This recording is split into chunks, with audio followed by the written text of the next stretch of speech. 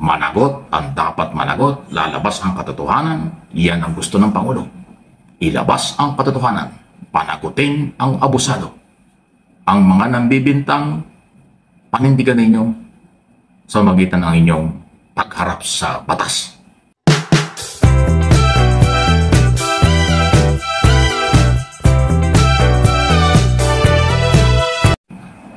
Nag-deliver na pala ng truck ng mga ebidensya ang PNP. Wow. Alam ko na isang araw kung bakit may malaking truck doon sa harap ng Independent Commission for Infrastructure dyan sa may Taguig. Akala ko kung anong laman ng truck nung buksan. Kahon-kahon ng mga ebidensya tungkol sa graft in corruption. Alam niyo kung bakit mayroong ganyan? Hiniling po ng ICI at ng Department of Public Works and Highway ang tulong ng militar at ng PNP sa mga liblib na mga barangay, bayan at region o probinsya na mag-imbestiga sa mga substandard project at ghost project. Pero nagulat ako, na-discover talaga nila kasi kahon-kahon, ang lalaki ng kahon, at saka hindi kotse ang pinaglagyan, hindi mobile patrol ang pinaglagyan, talagang truck. Ganong karami ang dokumento. Lahat yun ay dadalhin ng ICI after nilang magkaroon ng evaluation sa Office of the Ombudsman bilang ebidensya. At dahil dyan, malamang hindi lang senador at congressman ang matamay dito. Bibina yung mga taga-Department of Public Works, mga contractor, regional director, assistant regional director, project manager, at kung ano mga posisyon sa Department of Public Works and Highway nationwide. Pati mga governor at mayor baka madamay dyan. Kasi ang pulis at militar mayroong kapabilidad mag-imbestiga dahil sanay sila dyan. Pangalawa, sila po ay nakadeploy sa lahat ng lugar at bayan at city, region, probinsya sa buong Pilipinas. Kasi kung iaasa po natin dito sa ICI lang, kailang manpower, kulang sila ng manpower, kulang sila ng tao. Hindi kakayanin niya ni General Azurin mag-isa at volunteer na si Mayor Magalong ang buong Pilipinas. Kaya hiniling ang tulong, hindi rin pwedeng ang public works lang kasi sa lawak. Hiniling ang tulong ng pulis at militar at yung nag-deliver na ng ebidensya. Yari kayo ngayon. Truck ng mga ebidensya isinumiti na ng PNP sa ICI office. Okay? At ito po ay makakatulong sa ongoing investigation. Kung sino ang mga pangalang lalabas, sasabit, base sa dokumento, yan ay kakasuhan at mananagot. Ganyan pong katindi. Akala natin Metro Manila lang ang binaha, hindi. Luzon, Visayas, Mindanao, binaha. Luzon, Visayas, Mindanao, merong billion project. Di ba sabi ng Pangulo sa kanyang administrasyon? 545.6 billion. Mahigit na halos mahigit na kalahating trilyon ang budget na kanyang inilabas para sa mga project. Pero binaha kasi ninakaw yung pera.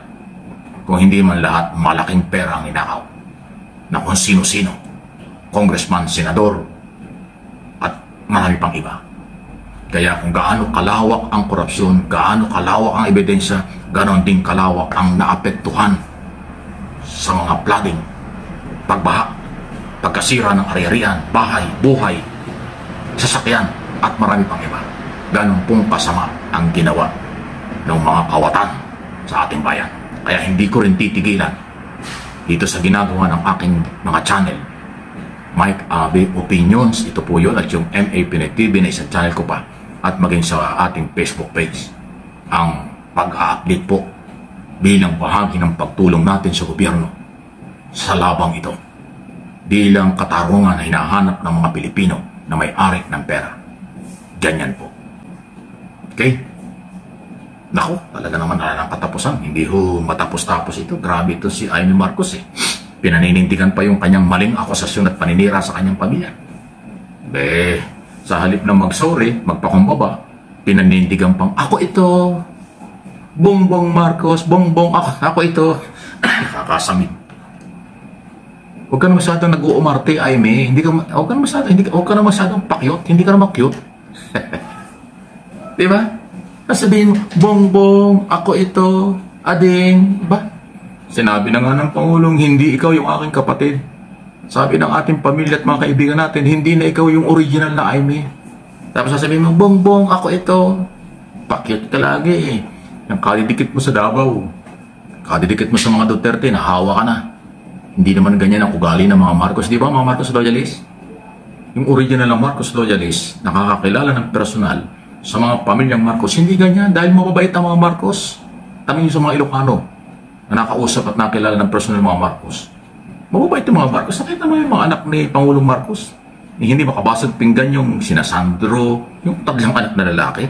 Kahit yung iba pang mga apo ni dating First Lady Imelda Marcos, di ba wala naman yata siyang apo na babae, puro lalaki? Matitino. Yung anak ni Aimee Marcos mismo na governor ng Ilocos, di ba matino? Yung mga anak ni Irene, matitino. Anak ni Pangulong Marcos, inulit natin. Di ba? Si Aimee lang, ikaw lang talaga Aimee ang iba eh. Dahil ikaw lang yung masyadong lumapit, nagpagamit, ginamit, or masyadong dumikit sa mga Duterte, nahawa ka na. Sa kanilang brutal na pananalita na wala sa hulog. Brutal na pananalita ng paninira na wala naman sa lugar. Kawalan ng respeto sa Pangulo, kawalan ng respeto sa mga mamamayan, kawalan ng respeto sa ating mga batas, iganon sila. Eh sa kadidikit mo, ayan, nahawa ka na. Kaya simple lang ang sagot sa iyo ng mga mahal mo sa buhay at kaibigan. Hindi ikaw yung Aimee nakilala nila at kamag-anak nila. Antindi niyan. Kung naintindihan mo, masakit yan. Pero kung hindi, tatawa ka na lang. Ay, bahala ka sa buhay mo. Pero ang mamamayang Pilipino, again, ulitin ko, ang kanilang paniniwala, mabait ang mga Marcos. Hindi na may personal, hindi nang aaway, madalas silang inaaway, madalas silang inuuskahan, madalas silang binububog sa kung ano-ano mga paratang. Pero wala namang pagpapatunay. Ayun po yun eh. Ayun, di ba? Anong inyong masasabi dyan sa mga nangyayaring ito, ha? Managot ang dapat managot, lalabas ang katotohanan, yan ang gusto ng Pangulo. Ilabas ang katotohanan, panagutin ang abusado. Ang mga nambibintang, panindigan ninyo sa magitan ng inyong pagharap sa batas, hindi sa social media, hindi sa media. Ayan, kasi nga, yung iba ay sa social media nag-aakusa, sa social media nagsasalita, ay garbage yan. May tamang proseso, rule of law. Imbestigahan, pag may ebidensya, kasuhan, pag may nakasuhan at may warrant of arrest, arrestuhin or surrender. Ganon lang kasimple. Pag hindi nyo alam, malamang kawatan talaga kayo.